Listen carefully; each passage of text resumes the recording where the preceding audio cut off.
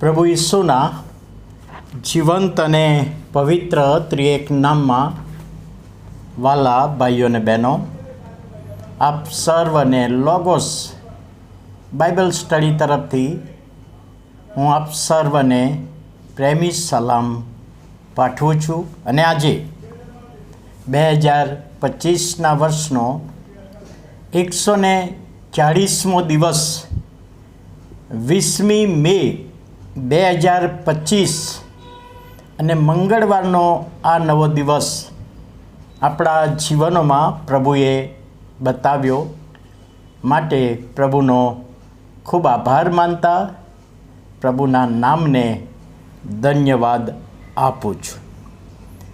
એક લેખ મેં વાંચ્યો હતો જેમાં સુકાતું ઝાડ બેક્સ હિલ જે ઇંગ્લેન્ડનું વિકસિત ગામ છે અને આ ગામમાં એક સુંદર ઝાડ છે જેના પાંદડા બહુ આકર્ષક હતા અને ઝાડના પાંદડા એક એક કલરના અલગ અલગ પાંદડા, જેટલા પાંદડા એટલા કલર જુદા, અને એટલા માટે આ ઝાડ એ ગામમાં પ્રખ્યાત ઝાડ હતું, ગામની શોભા હતી. અને ઘણા બધા લોકો આ વૃક્ષને જોવા માટે આવતા હતા. ત્યારે મ્યુનિસિપાલિટીએ ત્યાં ટેક્સ નાખ્યો કે જે વ્યક્તિ આ ઝાડ જોવા આવે એને આટલો ટેક્સ ભરવો પડે, એન્ટ્રી ફી લેવામાં આવતી, જેના કારણે ગામનો વિકાસ થયેલો. અને કેટલા બધા લોકો યાદગાર પ્રસંગ બનાવતા, લોકો ફોટો પાડીને પોતાના ઘરમાં યાદગીરી તરીકે મૂકતા. પણ શું થયું આ ઝાડનું? કેટલાક સમય પછી આ ઝાડના પાંદડા ધીમે ધીમે કાળા પડતા ગયા. જે ઓરિજિનલ રંગ હતો એ જતો રહ્યો અને ગામની શોભા વધારતું આ ઝાડ સુકાવા લાગ્યું. તેને જોવા આવનાર લોકોની સંખ્યામાં ઘટાડો થયો.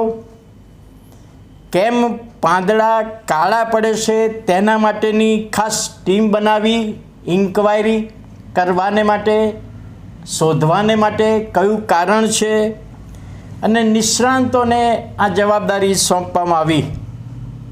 કેટલોક સમય આ નિષ્ણાંતોએ આ ઝાડના મૂળિયાનો અભ્યાસ કર્યો અને છેવટે એમણે શોધી કાઢ્યું કે મ્યુનિસિપાલિટી દ્વારા જે ગેસની પાઇપ નાખી હતી એ પાઇપ એ ઝાડના મૂળિયા આગળથી પસાર થતી હતી અને ત્યાં આગળ ગેસ લીકેજ થયો હતો, જેના કારણે ઝાડના મૂળિયા ખોરાક પાણી લઈ શકતા નહોતા અને એટલા માટે ધીમે ધીમે આ ઝાડ સુકાતું જતું હતું. નિષ્ણાંતોએ તારણ કાઢ્યું અને ત્યાર પછી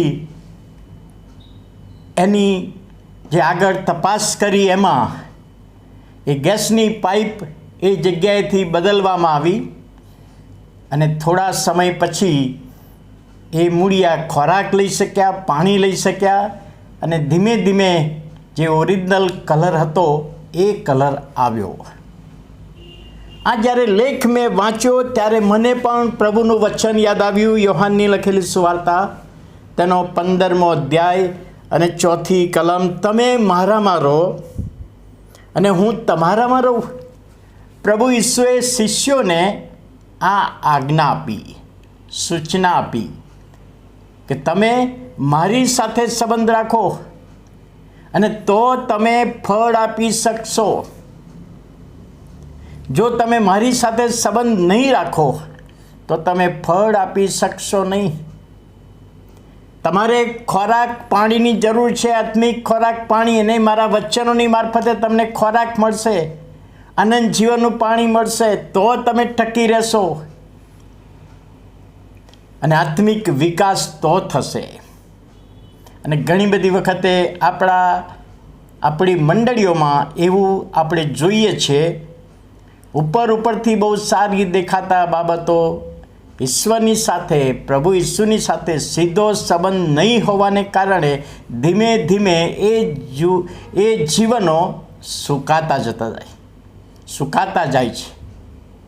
અને એટલા માટે પ્રભુનું વચન કે તમે મારામાં રહો અને હું તમારામાં રહું, મારું વચન તમારામાં રહે. અને વાલા ભાઈઓ અને બહેનો, આ વચન દ્વારા પ્રભુ તમને ને મને એ શિક્ષણ આપવા માગે છે કે આપણે આપણા આત્મિક સંબંધો વિકસાવવા છે, આત્મિક જીવનનો વિકાસ કરવો છે. તો પ્રભુની સાથે સીધો સંબંધ અને પ્રભુના વચનોનો આત્મિક ખોરાક જો આપણા જીવનમાં લઈએ છીએ તો આપણો વિકાસ થાય છે. અને આ વાત સમજવામાં પ્રભુ તેના આત્માની દોરવણી આપે. પ્રાર્થના કરીએ.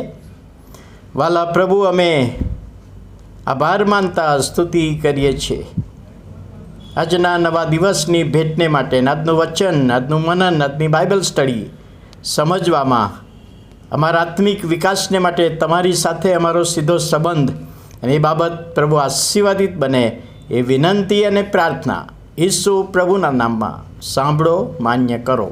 આમેન.